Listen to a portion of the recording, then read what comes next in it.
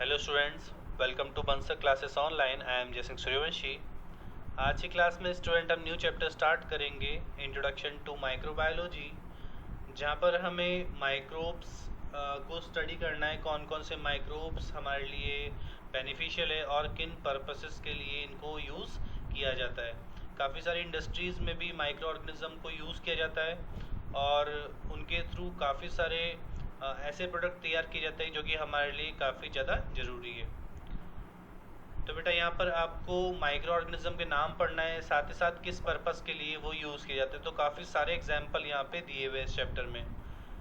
तो पूरा लर्न करने वाला चैप्टर है बेटा। इसमें इतना ज़्यादा समझने ऐसा कुछ नहीं है। आपने कहीं ना कहीं माइक्रो ऑर्गेनिज्म का पार्ट पढ़ा है, वही पार्ट पूरा एक साथ आपको इस चैप्टर के अंदर दिया हुआ है। तो स्टार्ट करते हैं हम। सबसे पहले यहाँ पर कुछ टर्मिनोलॉजी दी हुई है बेटा। एक ब्रांच दी हुई है बायोलॉजी की, अप्लाइड माइक्रोबायोलॉजी। सबसे फर्स्ट आपको दिख रहा होगा अप्लाइड माइक्रोबायोलॉजी यहाँ पर। तो बेटा अप्लाइड माइक्रोबायोलॉजी क्या है? ये बायोलॉजी की ब्रांच है बेटा, जिसके अंदर एंजाइम्स की स्टडी की जाती है। साथ ही साथ में जितने भी प्रोकैरियोट्स, यूकैरियोट्स माइक्रो ऑर्गेनिज्म से जितने भी मिलने वाले एंजाइम्स है, उनको डिफरेंट पर्पस के लिए यूज़ किया जाता है। जैसे बेटा जेनेटिक्स में यूज़ किया जाता है जीन चेंजेस करने के लिए, ठीक है, या फिर उनकी स्टडी करने के लिए। मॉलिक्यूलर बायोलॉजी में इनको यूज़ किया जाता है। तो ये सारे बेटा अप्लाइड माइक्रोबायोलॉजी के एरियाज़ हैं। इसके बाद में इन्हीं अप्लाइड माइक्रोबायोलॉजी के थ्रू इन्हीं माइक्रो ऑर्गेनिज्म के एंजाइम्स का यूज़ करके काफ़ी सारे ह्यूमन वेलफेयर के लिए बेनिफिशियल प्रोडक्ट प्रिपेयर किए जाते हैं बेटा, तैयार किए जाते हैं इंडस्ट्रीज़ में। तो यहाँ से एक और आपको टर्मिनोलॉजी देखने को मिलती है, इंडस्ट्रियल माइक्रोबायोलॉजी।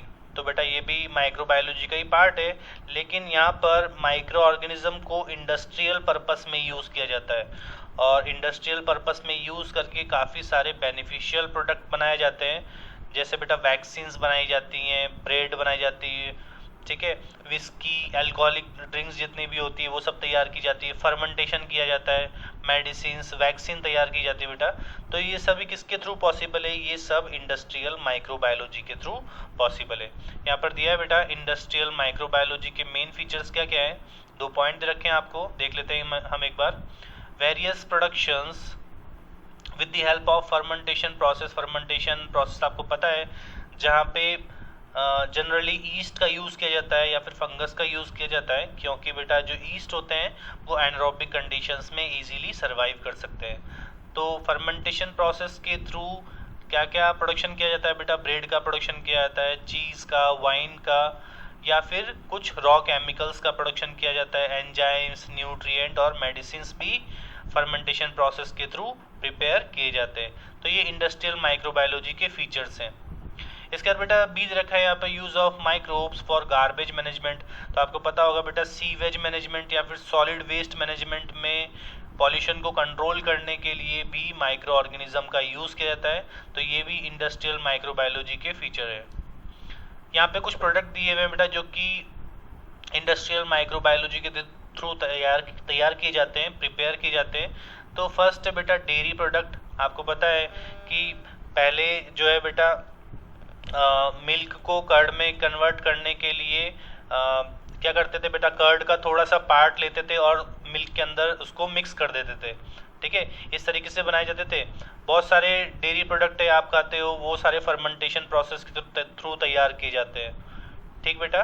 तो यहाँ पर लिखा हुआ बेटा, since ancient days milk is converted into various products for its preservation purpose. क्या क्या तैयार किए जाते हैं बेटा? डेयरी प्रोडक्ट्स क्या क्या तैयार किए जाते हैं मिल्क से? तो चीज़, बटर, क्रीम, कैफिर, योगर्ट। अभी बेटा यहाँ पर जो है ये सारे प्रोडक्ट जो है बेटा इकोनॉमिकल सपोर्ट भी करते हैं काफ़ी ज़्यादा, ठीक है, और ये फर्मेंटेशन प्रोसेस के थ्रू तैयार किए जाते हैं। किसके थ्रू?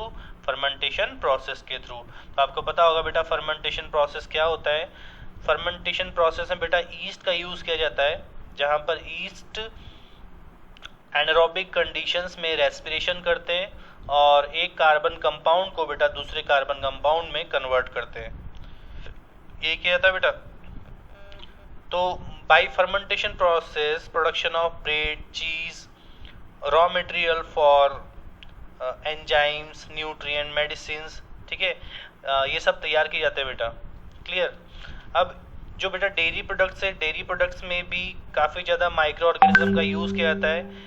यहाँ पे मिल्क को काफ़ी सारे अलग अलग प्रोडक्ट में कन्वर्ट किया जाता है, जैसे चीज़ में, बटर में, क्रीम, कैफे, योगर्ट में। तो बेटा यहाँ पे क्या होता है, मिल्क के अंदर बैक्टीरियाज प्रेजेंट होते हैं कुछ, जिन्हें बोलते हैं बेटा हम लैक्टोबैसिलस बैक्टीरिया, इंपॉर्टेंट है। और यही बैक्टीरियाज मिल्क को कर्ड में कन्वर्ट करने में हेल्प करते हैं बेटा। ठीक है, तो मिल्क के अंदर ऑलरेडी बैक्टीरियाज प्रेजेंट होते हैं और यही बैक्टीरियाज मिल्क को कर्ड में कन्वर्ट करने का काम करते हैं। कैसे कन्वर्ट करते हैं बेटा, मिल्क के अंदर लैक्टोज शुगर होती है और उसी लैक्टोज शुगर को ये बैक्टीरिया, क्या नाम है बैक्टीरिया का, लैक्टोबैसिलस।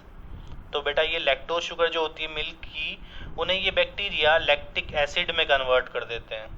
और आपको जो मिल्क में सॉरनेस फील होती है थोड़ी सी, जब वो कर्ड में कन्वर्ट हो जाता है, तो बेटा इसी बैक्टीरिया की वजह से होती है, क्योंकि ये लैक्टिक एसिड प्रोड्यूस कर देता है।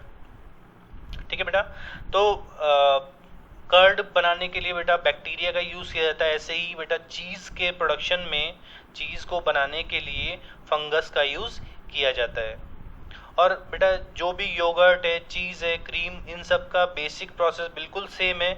सबसे पहले मिल्क को पास्चराइज किया जाता है ताकि जितने भी जर्म्स है, जितने भी बैक्टीरियाज हैं, वो सारे बेटा जितने माइक्रोब्स हैं वो किल हो जाए। ठीक है, बाद में इनको फर्मेंट किया जाता है बेटा लैक्टोबैसिलस के साथ में, और यही लैक्टोबैसिलस बैक्टीरिया लैक्टोज शुगर को लैक्टिक एसिड में कन्वर्ट कर देते हैं। ठीक है बेटा, तो यही जो बैक्टीरिया लैक्टिक एसिड प्रोड्यूस करते हैं और इसी की वजह से मिल्क की जो प्रोटीन्स होती है बेटा वो कोगुलेटेड हो जाती है। क्लियर। साथ ही साथ में एक इम्पॉर्टेंट पॉइंट दे रखा है यहाँ पर कि diacetyl has the flavour of butter. तो बेटा बटरी फ्लेवर जो होता है वो किसकी वजह से होता है, एक नेचुरल बायोमोलिक्यूल है बेटा डाईएसिटिल। इसकी वजह से बटर का जो टेस्ट होता है थोड़ा सा अलग होता है, बटरी टेस्ट होता है। तो इस केमिकल का यूज़ किया जाता है। ये नेचुरली बटर में प्रेजेंट होता है, लेकिन हमें किसी भी फूड प्रोडक्ट के अंदर अगर बटरी टेस्ट चाहिए तो इस केमिकल का यूज़ करते हैं इंडस्ट्रीज़ में। इसके बाद बेटा योगर्ट भी तैयार किया जाता है, और योगर्ट को तैयार करने में यहाँ पर एक बैक्टीरियाज को यूज़ किया जाता है बेटा। बैक्टीरिया का नाम है लैक्टोबैसिलस। लैक्टोबैसिलस का इनोकुलेंट यूज़ किया जाता है। ठीक है, और ये वही बैक्टीरिया बेटा जो कि मिल्क को कर्ड में कन्वर्ट करने का काम करते हैं। इन्हें ही क्या ना बोलते हैं बेटा, लैक्टोबैसिलस बैक्टीरिया। क्लियर बेटा। इसके बाद में या इसको बनाते कैसे हैं बेटा, तो कंडेंस मिल्क पाउडर के साथ में मिक्स कर देते हैं मिल्क को। कंडेंस मिल्क पाउडर के साथ में मिल्क को मिक्स करते हैं बेटा, फिर फर्मेंट करते हैं, और फर्मेंट करने के बाद में ये योगर्ट में कन्वर्ट होता है बेटा। क्लियर। तो इसमें मिल्क को बॉयल किया जाता है, बॉयल करने के बाद में थोड़ा सा कूल किया जाता है, और कूल करने के बाद में इसमें थोड़ा सा बैक्टीरियल स्ट्रेन मिक्स किया जाता है, बैक्टीरियाज को मिक्स किया जाता है बेटा। और कौन कौन से बैक्टीरियाज को मिक्स किया जाता है, तो यहाँ पर नाम दिया हुआ है स्ट्रेप्टोकोकस थर्मोफिलस एंड लैक्टोबैसिलस डेबिलक्राई। ठीक है, तो इन बैक्टीरियाज का यूज़ करके इन बैक्टीरियाज को सेम रेशो में यूज़ किया जाता है बेटा, और यही जो स्ट्रेप्टोकोकस बैक्टीरियाज है ये योगर्ट को एक थिक टेक्सचर प्रोवाइड करते हैं। तो इम्पॉर्टेंट है, बैक्टीरिया के नाम आपको याद करना है। योगर्ट में दो बैक्टीरिया को यूज़ किया जाता है जनरली, स्ट्रेप्टोकोकस थर्मोफिलस लिखा हुआ है बेटा यहाँ पर, अंडरलाइन कर लेना, और लैक्टोबैसिलस डेल्ब्रुस्की। ठीक है बेटा, लैक्टोबैसिलस और स्ट्रेप्टोकोकस ये दोनों बैक्टीरियाज का यूज़ किया जाता है, और बिल्कुल सेम रेशियो में यूज़ किया जाता है। इसके बाद में यहाँ पे दिया हुआ है streptococcus gives consistency to yogurt. जो बेटा योगर्ट का थिक टेक्सचर होता है वो किसकी वजह से होता है, स्ट्रेप्टोकोकस की वजह से। क्लियर। यहाँ तक हो गया बेटा, यहाँ तक समझ में आया बेटा। इसके बाद में दे रखा है एक और पॉइंट इंपॉर्टेंट है बेटा कि जो टेस्ट होता है योगर्ट का, योगर्ट का जो टेस्ट होता है वो किसकी वजह से होता है, तो बेटा एसिटाल्डिहाइड कंपाउंड की वजह से। तो एसिटाल्डिहाइड कंपाउंड फॉर्म करते हैं ये लैक्टोबैसिलस बैक्टीरिया, और इसी की वजह से योगर्ट का एक जो टेस्ट है वो होता है। क्लियर? तो किसकी वजह से टेस्ट होता है बेटा, एसिटाल्डिहाइड कंपाउंड की वजह से, और ये कौन फॉर्म करते हैं, तो लैक्टोबैसिलाई बैक्टीरिया। ठीक, इसके बाद यहाँ पे दिया हुआ है बेटा कि आजकल जो योगर्ट है बेटा वो डिफरेंट कलर का और फ्लेवर का आता है, तो उसको फ्रूट जूस के साथ में मिक्स करके आजकल डिफरेंट टाइप के योगर्ट मार्केट में अवेलेबल होते हैं। और साथ ही साथ में ये योगर्ट है, योगर्ट की शेल्फ लाइफ को हम इंक्रीज भी कर सकते हैं पास्चराइजेशन प्रोसेस के थ्रू। तो इंडस्ट्रीज में योगर्ट की शेल्फ लाइफ को इंक्रीज करने के लिए पास्चराइजेशन प्रोसेस किया जाता है। और बेटा ये योगर्ट जो होता है, ये योगर्ट हमारे एलिमेंट्री कैनाल में बहुत सारे माइक्रो ऑर्गेनिज्म प्रेजेंट होते हैं। उन माइक्रो ऑर्गेनिज्म को कई बार हम वीक कर देते हैं एंटीबायोटिक्स लेके। कई बार हम जब थोड़ी हमारी तबीयत खराब होती है, हम बीमार होते हैं, बैक्टीरियल इन्फेक्शन होता है, तब हम एंटीबायोटिक्स का यूज़ करते हैं, और इन एंटीबायोटिक्स के यूज़ से हमारे जितने भी एलिमेंट्री कैनाल में यूज़फुल बैक्टीरियाज है वो वीक हो जाते हैं। ठीक है, अब इन्हीं माइक्रो ऑर्गेनिज्म जो हमारे लिए बेनिफिशियल है, उन्हीं माइक्रो ऑर्गेनिज्म के नंबर ये इंक्रीज करता है ये योगर्ट। ठीक है, तो ये प्रोबायोटिक प्रोडक्ट्स क्या होते हैं बेटा, ये सारे मिल्क प्रोडक्ट्स होते हैं, और हमारे एलिमेंट्री कैनाल के अंदर या फिर हमारी बॉडी के अंदर बेनिफिशियल बैक्टीरियाज के नंबर को इंक्रीज करते हैं। और यही बेनिफिशियल बैक्टीरियाज हमारी एलिमेंट्री कैनाल में बेटा जितना भी हम फूड सोल्यूबलाइज होता है, उस सोल्यूबलाइज फूड से नरिशमेंट करके हमारी बॉडी के लिए विटामिन तैयार करते हैं। और साथ ही साथ में आपको पता होगा विटामिन के जो है, विटामिन के बायोसिंथेसाइज होती है हमारी बॉडी के अंदर माइक्रो ऑर्गेनिज्म के थ्रू, और ये जो विटामिन होती है बेटा, विटामिन के, ये ब्लड क्लॉटिंग करने का काम करती है। जब ब्लड रिलीज होता है चोट लगने पे, आपको इंजरी होती है उस टाइम पे, तो ब्लड को रोकने का काम या फिर ब्लड की प्लगिंग का काम यही विटामिन करता है। ऐसे ही विटामिन बी का प्रोडक्शन भी माइक्रो ऑर्गेनिज्म के थ्रू होता है बेटा, और यही विटामिन बी ज़्यादा से ज़्यादा न्यूट्रिएंट्स को एब्जॉर्प्शन में हेल्प करती है हमारी एलिमेंट्री कैनाल में। ठीक है बेटा, हमारी इंटेस्टाइन के अंदर, हमारी जो स्मॉल इंटेस्टाइन है उसमें न्यूट्रिएंट का एब्जॉर्प्शन होता है, और ये विटामिन बी जो है एब्जॉर्प्शन को इंक्रीज कराता है। और ये विटामिन बी का प्रोडक्शन कौन करता है बेटा, तो माइक्रो ऑर्गेनिज्म जो कि बेनिफिशियल माइक्रो ऑर्गेनिज्म है, उन्हीं के नंबर को ये योगर्ट इंक्रीज करता है। इसके अलावा बेटा बटर दे रखा है यहाँ पर, तो यहाँ पे दिया हुआ है 2 types of butter like sweet cream and cultured. तो बेटा 2 तरह के बटर होते हैं, स्वीट क्रीम और दूसरा होता है कल्चर्ड। तो बेटा कल्चर्ड वाला जो बटर होता है, इस कल्चर वाला जो बटर है, इसके अंदर माइक्रो ऑर्गेनिज्म का यूज़ किया जाता है इसको बनाने के लिए। ठीक है, इसके बाद में बेटा नेक्स्ट है चीज़ प्रोडक्शन। तो बेटा चीज़ प्रोडक्शन कैसे किया जाता है, तो सबसे पहले यहाँ पर चीज़ के प्रोडक्शन के लिए सबसे पहले बेटा मिल्क की टेस्टिंग की जाती है, और मिल्क की टेस्टिंग के लिए सबसे पहले इसमें केमिकल और माइक्रोबायोलॉजिकल टेस्ट परफॉर्म किए जाते हैं मिल्क पे। ठीक है बेटा, कि उनके अंदर कोई अदर माइक्रोब्स का प्रेजेंस तो नहीं है बेटा, तो वो चेक की जाती है। तो टेस्ट किए जाते हैं पहले मिल्क के, फिर उसके बाद में इसमें माइक्रो ऑर्गेनिज्म यूज़ किए जाते हैं। जैसे बेटा 3 माइक्रो ऑर्गेनिज्म के नाम दिए हुए हैं, यहाँ पे दिख रहे होंगे आपको, यहाँ पे दिख रहे हैं बेटा 3 माइक्रो ऑर्गेनिज्म के नाम दिख रहे हैं, तो इनको अंडरलाइन कर लेना। फर्स्ट है लैक्टोबैसिलस लैक्टिस, यहाँ पर दिया हुआ है लैक्टोबैसिलस लैक्टिस। सेकेंड है बेटा लैक्टोबैसिलस क्रीमोरिस, और थर्ड है स्ट्रेप्टोकोकस थर्मोफिलस। तो ये 3 बैक्टीरियाज का यूज़ किया जाता है बेटा। सबसे पहले मिल्क की टेस्टिंग की जाती है चीज़ प्रोडक्शन के लिए, और उसके बाद में इसमें माइक्रो ऑर्गेनिज्म यूज़ किए जाते हैं, और साथ ही साथ में इनमें कलर भी ऐड किया जाता है। और बेटा ये जो माइक्रो ऑर्गेनिज्म होते हैं ये एक सोर टेस्ट प्रोवाइड करते हैं, सोरनेस प्रोवाइड करते हैं मिल्क के अंदर। इसके बाद में इसको जो चीज़ होता है बेटा उसका डेंस टेक्सचर के लिए जितना भी वे पार्ट होता है, जितना भी वाटरी पार्ट होता है, उसको रिमूव कर दिया जाता है और अदर पर्पसेस के लिए यूज़ कर लिया जाता है। यहाँ पे बेटा कुछ और इन्फॉर्मेशन दी रखी है नीचे यहाँ पर कि सबसे पहले एंजाइम जो है बेटा रेनेट, यहाँ पे दिया हुआ है एंजाइम का नाम रेनेट। इसको ऑब्टेन किया जाता था बेटा कैटल्स की एलिमेंट्री कैनाल से, ठीक है, क्योंकि ये कैसा एंजाइम बेटा प्रोटीन को ब्रेक डाउन करने वाला एंजाइम है। लेकिन आजकल वेजिटेरियन चीज़ बनाने के लिए आजकल ये जो बेटा एंजाइम है रेनेट, इसकी जगह पर प्रोटीएज एंजाइम यूज़ किया जाता है। तो ये भी एंजाइम प्रोटीन को ब्रेक डाउन करता है, और इस एंजाइम को कैटल की एलिमेंट्री कैनाल से नहीं ऑब्टेन किया जाता है। इसको कहाँ से ऑब्टेन किया जाता है बेटा? तो फंगस से ऑब्टेन किया जाता है, और यही प्रोटीएज यूज़ किया जाता है बेटा वेजिटेरियन चीज़ बनाने के लिए। तो आजकल एलिमेंट्री कैनाल से नहीं ऑब्टेन करते हैं रेनेट को, आजकल किसका यूज़ किया जाता है बेटा? आजकल फंगस का यूज़ किया जाता है वेजिटेरियन चीज़ बनाने के लिए, क्योंकि फंगस के अंदर एंजाइम्स प्रेजेंट है प्रोटीएज, और ये प्रोटीएज एंजाइम भी रेनेट की तरह ही वर्क करते हैं। तो बेटा ये जितना भी वाटरी पार्ट होता है उसको रिमूव कर दिया जाता है। इसके बाद में काफ़ी सारे और स्टेप्स परफॉर्म किए जाते हैं, जैसे यहाँ पे आपको दिख रहा होगा नीचे। सबसे पहले जो बेटा योगर्ट है, योगर्ट को पीसेस में कट किया जाता है। जितना भी वाटरी पार्ट होता है योगर्ट का उसको रिमूव कर दिया जाता है, और रिमूव करने के बाद में उस योगर्ट को स्मॉल पीसेस में कट किया जाता है। देन उसकी वॉशिंग की जाती है। वॉशिंग करने के बाद में बेटा रबिंग की जाती है ताकि उसको एक सॉलिड टेक्सचर प्रोवाइड हो।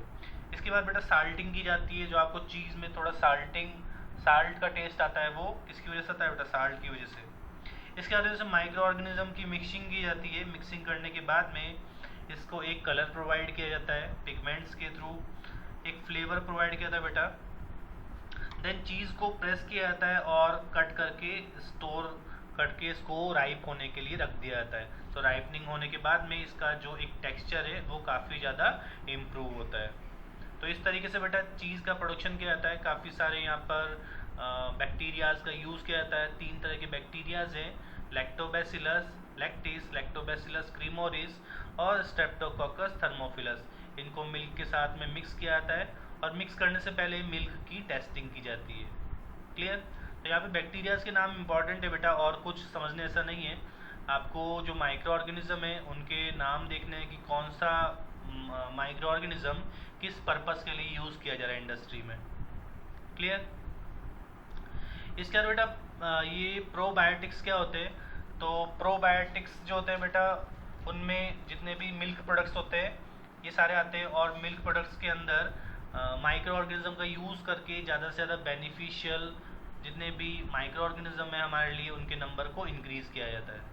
आपको पता है बेटा, मैंने अभी डिस्कस किया आपसे कि हमारे जो इंटेस्टाइन है, इंटेस्टाइन के अंदर काफ़ी सारे अलग अलग टाइप के माइक्रो ऑर्गेनिज्म प्रेजेंट होते हैं जो कि हमारे लिए बेनिफिशियल होते हैं। कुछ बैक्टीरियाज भी हैं, और यही बैक्टीरियाज के नंबर जो बेटा हैं वो कई बार हम मेडिकेशंस लेते हैं, मेडिसिन लेते हैं तो उसके थ्रू कम हो जाते हैं, ठीक है, उनकी ग्रोथ जो होती है इनहिबिट हो जाती है। तो इन प्रोबायोटिक्स के थ्रू वो सारे माइक्रो ऑर्गेनिज्म दोबारा से अच्छी एक पॉपुलेशन की फॉर्म में हमारे एलिमेंट्री कैनाल के अंदर या फिर स्मॉल इंटेस्टाइन के अंदर मेंटेन हो जाते हैं। तो इन प्रोबायोटिक्स के थ्रू हमारे जो बेनिफिशियल बैक्टीरियाज है बेटा स्मॉल इंटेस्टाइन में, उनके नंबर दोबारा से मेंटेन हो जाते हैं। तो ये सारे मिल्क प्रोडक्ट्स होते हैं, इनके अंदर बैक्टीरियाज का यूज़ किया जाता है बेटा।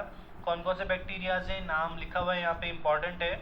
बैसिलस एसिडोफिलस, लैक्टोबैसिलस कैसाई और बिफिडोबैक्टीरियम। तो ये बैक्टीरियाज है बेटा, इनका यूज़ किया जाता है इन प्रोबायोटिक्स में, और ये हमारे लिए बेनिफिशियल है क्योंकि ये बैक्टीरियाज विटामिन के का प्रोडक्शन करते हैं, विटामिन B12 का प्रोडक्शन करते हैं। ठीक है बेटा, तो these micro organism maintains the balance of intestinal micro organism. Intestine में जितने भी माइक्रो ऑर्गेनिज्म है उनके नंबर को ये इंक्रीज करते हैं या फिर मेंटेन करने का काम करते हैं। ठीक है बेटा, साथ ही साथ ये डाइजेशन को भी इंक्रीज करते हैं। ठीक है, हमारे जो जितने भी न्यूट्रिएंट्स हैं उनके डाइजेशन को भी ये इंक्रीज करते हैं।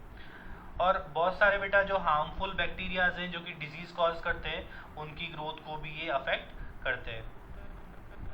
तो यहाँ पे काफ़ी सारे मार्केट में आजकल प्रोबायोटिक प्रोडक्ट्स से जो आपको एग्जांपल में दिया गया है, जैसे yogurt, kefir, sauerkraut, dark chocolate, miso soup, pickles, oil, corn syrup, artificial sweeteners.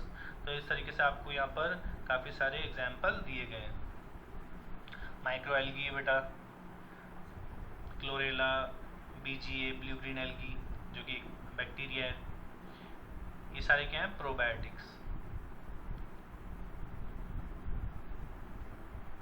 इसके बाद बेटा ब्रेड के प्रोडक्शन में भी माइक्रो ऑर्गेनिज्म का यूज़ किया जाता है। आपको पता है एक बहुत ही पॉपुलर ईस्ट है जिसका यूज़ किया जाता है ब्रेड को बनाने के लिए, जिसका नाम है, लिखा हुआ यहाँ पर, सैक्रोमाइसिस सेरेवेसी। तो ये बहुत ही इंपॉर्टेंट ईस्ट है बेटा।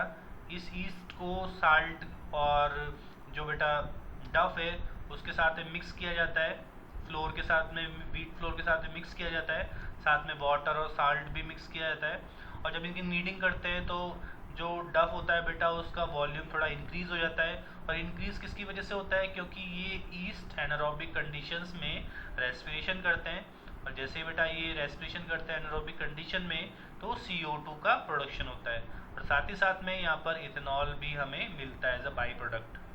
क्लियर? तो बेटा CO2 रिलीज होने की वजह से ब्रेड में पोर्स बन जाते हैं। आपको जो होल्स दिखाई देते हैं ब्रेड में वो किसकी वजह से होते हैं, CO2 के रिलीज होने की वजह से। तो काफ़ी सारे बेकरी प्रोडक्ट के अंदर इस सैक्रोमाइसिस को यूज़ किया जाता है। जैसे पिज़्ज़ा की ब्रेड बनाने के लिए, पिज़्ज़ा का जो बेस होता है बेटा उसको बनाने के लिए भी इन्हीं सैक्रोमाइसिस का यूज़ किया जाता है। पाव की जो ब्रेड होती है उसको बनाने के लिए भी इस सैक्रोमाइसिस सेरेवेसी का यूज़ किया जाता है। तो काफ़ी सारे फर्मेंटेशन प्रोसेस में भी सैक्रोमाइसिस का यूज़ करते हैं। तो क्या होता है बेटा, इस फ्लोर के अंदर जितना भी शुगर होती है, सैक्रोमाइसिस उनसे न्यूट्रिशन लेके उन्हें किस में कन्वर्ट कर देता है, एनारोबिक कंडीशंस में, इथेनॉल और CO2 की फॉर्म में। यही CO2 रिलीज होती है तो ब्रेड में पोर्स बन जाते हैं छोटे छोटे से, और साथ ही साथ में इथेनॉल भी बनते हैं। जो बेटा बेकरी के लिए या फिर बेकरी प्रोडक्ट्स में ब्रेड बनाने के लिए जितने भी ईस्ट यूज़ करते हैं वो कंप्रेस्ड ईस्ट होता है बेटा, पाउडर की फॉर्म में होते हैं। एक्टिवेटेड ईस्ट का यूज़ किया जाता है जो कि ग्रैन्युलर फॉर्म में होते हैं, ग्रेन्स की फॉर्म में होते हैं। ठीक है बेटा। और ईस्ट में काफ़ी सारे न्यूट्रिएंट भी प्रेजेंट होते हैं, जैसे carbohydrate, fat, proteins, vitamins, mineral. तो इसलिए ये बहुत ज़्यादा इंपॉर्टेंट भी है। काफ़ी सारे और प्रोडक्ट बनाने के लिए भी बेटा इनका यूज़ किया जाता है, सैक्रोमाइसिस सेरेवेसी का, जैसे विनेगर के प्रोडक्शन में, सोया सॉस में, अजीनोमोटो जो कि चाइनीज़ प्रोडक्ट में यूज़ होता है बेटा, चाइनीज़ फूड के अंदर सबसे ज़्यादा यूज़ किया जाता है। लेकिन ये हमारे बॉडी के लिए या फिर बहुत सारे बॉडी ऑर्गन्स के लिए बहुत हार्मफुल भी होता है। इसके बाद में काफ़ी सारे माइक्रोबियल फर्मेंटेशन प्रोसेस में भी सैक्रोमाइसिस सेरेवेसी का यूज़ किया जाता है, जैसे अल्कोहल प्रोडक्शन के अंदर। इसके बाद में बेटा दिया गया है विनेगर प्रोडक्शन। तो विनेगर आपको पता होगा सब बहुत ज़्यादा यूज़ किया जाता है, सैलेड के अंदर यूज़ किया जाता है। थोड़ा सा सॉरनेस फील होती है जो आपको सलाद में, वो यही इसकी वजह से ही होती है बेटा। तो इसका सॉर टेस्ट होता है, और ये भी फर्मेंटेशन प्रोसेस के थ्रू ही तैयार किया जाता है। यहाँ पे दिया है बेटा, vinegar is use in each country of the world to impart sour taste to food material and for preservation of pickles, sauce, ketchup, chutneys. तो बेटा घरों में सॉस या फिर जो चटनी होती है या फिर पिकल्स के प्रिजर्वेशन में भी उनकी शेल्फ लाइफ को इंक्रीज करने में भी, ताकि वो स्पॉइल ना हो, इसलिए भी विनेगर का काफ़ी ज़्यादा यूज़ किया जाता है। ठीक है बेटा। तो यहाँ कैसे कैसे बनाते हैं इस विनेगर को, तो बेटा इथेनॉल जो कि नेचुरल शुगर से बनता है और ये भी फर्मेंटेशन प्रोसेस के थ्रू बनता है बेटा। तो इस इथेनॉल जो कि अल्कोहल डेरिवेटिव है, इसका फर्मेंटेशन कराया जाता है बेटा। और फर्मेंटेशन किसके थ्रू कराया जाता है, सैक्रोमाइसिस सेरेवेसी के थ्रू। तो जब भी हमें किसी भी नेचुरल शुगर का फर्मेंटेशन कराते हैं सैक्रोमाइसिस सेरेवेसी के थ्रू, तो हमें इथेनॉल जो कि एक अल्कोहल प्रोडक्ट है वो ऑब्टेन होता है।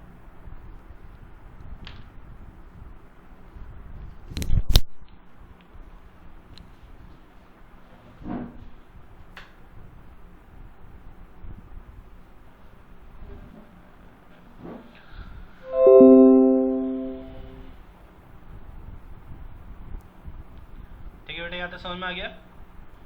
इसके बाद में बेटा आपको यहाँ पर एक चार्ट दे रखा है जहाँ पर दे रखा है प्रोडक्शन ऑफ ब्रेवेजेस।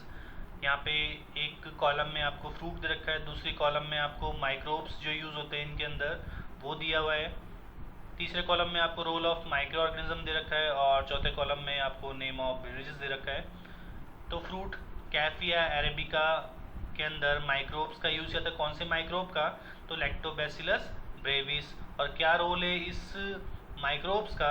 तो separating seeds from fruit, fruit से सीड को सेपरेट करने में इन माइक्रोब्स का यूज़ किया जाता है। और जो प्रोडक्ट मिलता है हमें इससे वो है कॉफ़ी।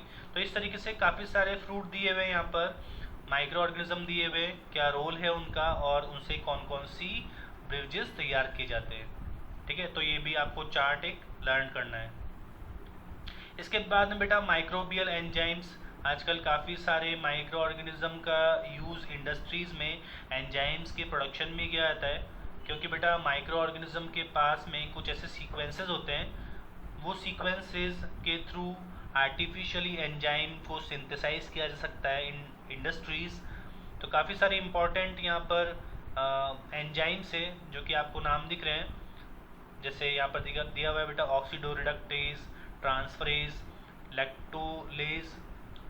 ठीक है, इसके बाद में हाइड्रोलेज, लाइगेज, आइसोमरेज, ठीक है, और लाइगेजेस। तो ये काफ़ी सारे एंजाइम है जो कि जेनेटिक इंजीनियरिंग में भी यूज़ किए जाते हैं। इसके बाद में बेटा यहाँ पर एक और चार्ट दे रखा है ऑर्गेनिक एसिड का, used in various commercial product and microbes useful for the same. तो यहाँ पे सोर्सेज दिए हुए हैं, किन किन सोर्सेज कोई as a organic product use किया गया है, कौन कौन से माइक्रो ऑर्गेनिज्म है, अमाइनो एसिड कौन से प्रेजेंट होते हैं और इनका क्या यूज़ है। तो ये भी आपको बेटा लर्न करना है। इसके बाद में एक दे रखा है यहाँ पे ज़ैंथम गम।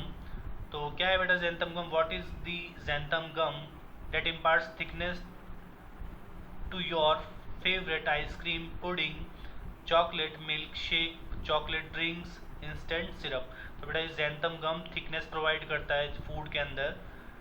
ये किससे ऑब्टेन किया जाता है? तो यहाँ पे लिखा हुआ है it is obtained by fermentation of starch and molasses. Starch और मोलासिस के थ्रू ये ऑब्टेन किया जाता है। और किससे मिलता है बेटा ये? तो ज़ैंथोमोनास स्पीशीज़ के थ्रू। टूथपेस्ट में भी इसका काफ़ी ज़्यादा यूज़ किया जाता है, फर्टिलाइज़र में, वीडिसाइड में काफ़ी ज़्यादा अमाउंट पे यूज़ किया जाता है। इसके बाद बेटा यहाँ पर एक और चार्ट दिया हुआ है substances obtained by microbial processing, और साथ ही साथ इनका रोल दिया गया है। तो आपको इस चार्ट को भी लर्न करना है, क्वेश्चन मिल सकते हैं आपको। इसके बाद बेटा एंटीबायोटिक्स के प्रोडक्शन में भी माइक्रो ऑर्गेनिज्म का यूज़ किया जाता है। आपको पता है एंटीबायोटिक्स क्या होते हैं? तो बेटा एंटीबायोटिक्स भी दो तरह के होते हैं, एक होते हैं नैरो स्पेक्ट्रम एंटीबायोटिक, दूसरे होते हैं ब्रॉड स्पेक्ट्रम एंटीबायोटिक। कुछ ऐसे एंटीबायोटिक होते हैं बेटा जो कि स्पेसिफिक माइक्रो ऑर्गेनिज्म पे एक्ट करते हैं, कुछ ऐसे माइक्रो ऑर्गेनिज्म हैं जो कि उन्हीं पे एक एंटीबायोटिक एक्ट करेगी, अदर माइक्रो ऑर्गेनिज्म पे नहीं करेगी। लेकिन कुछ ऐसी एंटीबायोटिक होती है बेटा जो कि एक जीनस के काफ़ी सारे स्पीशीज़ के बैक्टीरिया पे इफ़ेक्ट कर सकती है, तो उन्हें बोलते हैं बेटा ब्रॉड स्पेक्ट्रम एंटीबायोटिक्स। यहाँ पे काफ़ी सारी एंटीबायोटिक्स का नाम दे रखा है बेटा। और एंटीबायोटिक्स जनरली बैक्टीरियल डिजीज़ के लिए यूज़ की जाती है, और ये एंटीबायोटिक्स बैक्टीरियाज में सेल वॉल फॉर्मेशन का जो मैकेनिज्म है बेटा उसको क्या कर देती है? स्टॉप कर देती है, इनहिबिट कर देती है। तो काफ़ी सारे यहाँ पर एंटीबायोटिक्स के नाम लिखे हुए, और ये एंटीबायोटिक्स बैक्टीरियाज और फंगस के थ्रू ऑब्टेन किए जाते हैं, कुछ एल्गीज से भी ऑब्टेन किए जाते हैं। जैसे यहाँ पे कुछ एग्जांपल दे रखे हैं बेटा, penicillin, cephalosporin, monobactam, bacitracin, erythromycin, gentamicin, neomycin, streptomycin, tetracycline और वेनकोमाइसिन। तो ये कुछ नाम दे रखे हैं आपको। और ये बेटा क्या करते हैं? तो ये बैक्टीरियाज, ग्राम पॉजिटिव और ग्राम नेगेटिव बैक्टीरियाज की ग्रोथ को इनहिबिट करते हैं। जैसे एक यहाँ पर एग्जांपल भी दे रखा है बेटा, 8 क्लास में पढ़ा होगा आपने, रिफार्मेसिन। तो ये ट्यूबरक्लोसिस के लिए इफेक्टिव एंटीबायोटिक है। इसके बाद बेटा माइक्रो ऑर्गेनिज्म को एज अ फ्यूल भी यूज़ किया जाता है। ठीक है, जैसे इथेनॉल के प्रोडक्शन में भी माइक्रो ऑर्गेनिज्म का यूज़ किया जाता है। हाइड्रोजन गैस के प्रोडक्शन में भी माइक्रो ऑर्गेनिज्म का यूज़ किया जाता है। ठीक है बेटा, और ये हाइड्रोजन गैस मिलती कैसे, तो फोटोलाइसिस के थ्रू। ठीक है, जब वाटर का ब्रेकडाउन होता है बेटा तब हाइड्रोजन गैस रिलीज होती है और साथ ही साथ ऑक्सीजन रिलीज होती है, तो हाइड्रोजन का एज अ फ्यूल यूज़ किया जाता है। मिथेन भी हमें किससे मिलती है बेटा, माइक्रोबियल एक्शन के थ्रू मिलती है। तो माइक्रो ऑर्गेनिज्म को एज अ फ्यूल भी यूज़ किया जाता है। इसके बाद में बायोफ्यूल, तो बताया बेटा जितना भी एग्रीकल्चर वेस्ट होता है, जितना भी हाउस वेस्ट होता है, उन सबको कलेक्ट किया जाता है। कलेक्ट करने के बाद में उनका फर्मेंटेशन किया जाता है। ठीक है, और फर्मेंटेशन करने के बाद में वो मैन्योर में कन्वर्ट हो जाती है बेटा, तो उसको भी यूज़ किया जाता है काफ़ी ज़्यादा एग्रीकल्चर में। और साथ ही साथ में कंपोस्ट बनाने के लिए भी माइक्रो ऑर्गेनिज्म का यूज़ किया जाता है। ठीक है, इसके बाद में गोबर गैस बनाने के लिए भी माइक्रो ऑर्गेनिज्म का यूज़ काफ़ी ज़्यादा किया जाता है। इसके बाद बेटा नेक्स्ट है माइक्रोबियल पॉल्यूशन कंट्रोल। तो सीवेज वेस्ट मैनेजमेंट में भी माइक्रो ऑर्गेनिज्म का यूज़ किया जाता है बेटा। काफ़ी सारे जब इलेक्ट्रिसिटी का प्रोडक्शन किया जाता है थर्मल पावर प्लांट में, तो काफ़ी सारे रेडियो एक्टिव सब्सटेंस भी रिलीज होते हैं और उनके एब्जॉर्प्शन में भी माइक्रो ऑर्गेनिज्म का यूज़ किया जाता है। तो कभी कभार देखा होगा आपने कि ज़्यादा से ज़्यादा फर्टिलाइज़र का यूज़ करते हैं, तो वही फर्टिलाइज़र जो है वॉश ऑफ होके एक वाटर बॉडी के अंदर मिक्स हो जाते हैं जाके। तो बेटा उनसे जितने भी एक्वेटिक एनिमल्स हैं उनकी लाइफ अफेक्ट होती है।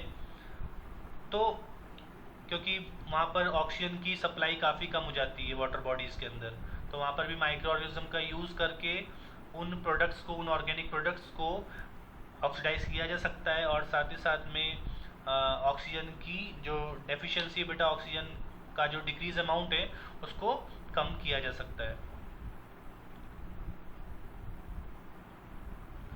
ये आपको दे रखा है बेटा कैसे गोबर गैस का प्रोडक्शन करते हैं, तो उस तरीके से दे रखा है। आपको पता होगा किस तरीके से गोबर गैस का प्रोडक्शन किया जाता है। तो यहाँ पे एक डायग्राम दे रखा है।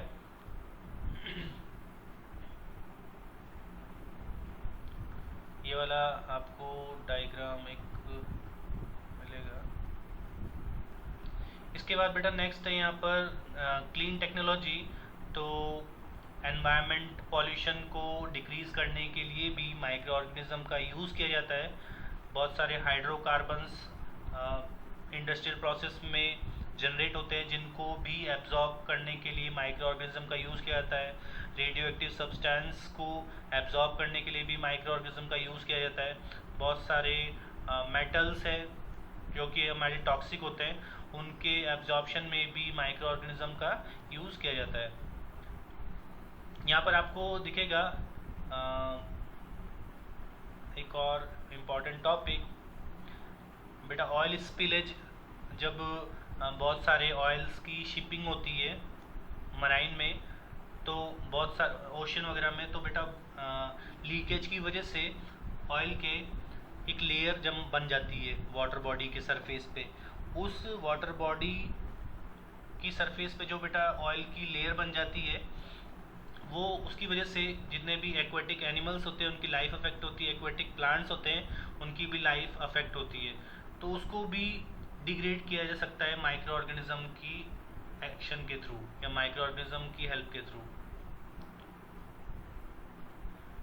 जितने बेटा प्लास्टिक बॉटल्स हैं उनको भी डिग्रेड किया जा सकता है। तो यहाँ पे कुछ माइक्रो ऑर्गेनिज्म के नाम दिए हुए हैं आपको।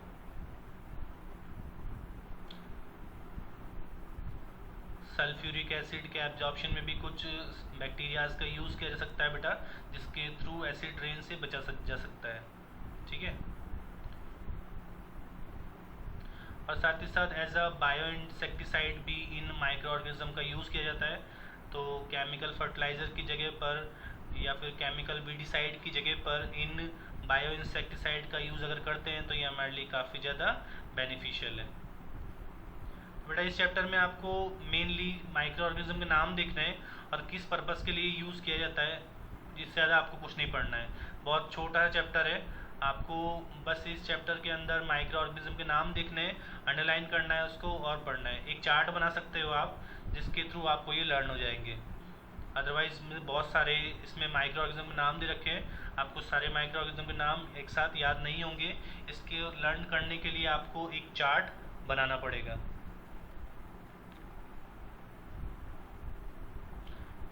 ठीक है बेटा, तो मिलते हैं नेक्स्ट क्लास में, तब तक के लिए गुड लक।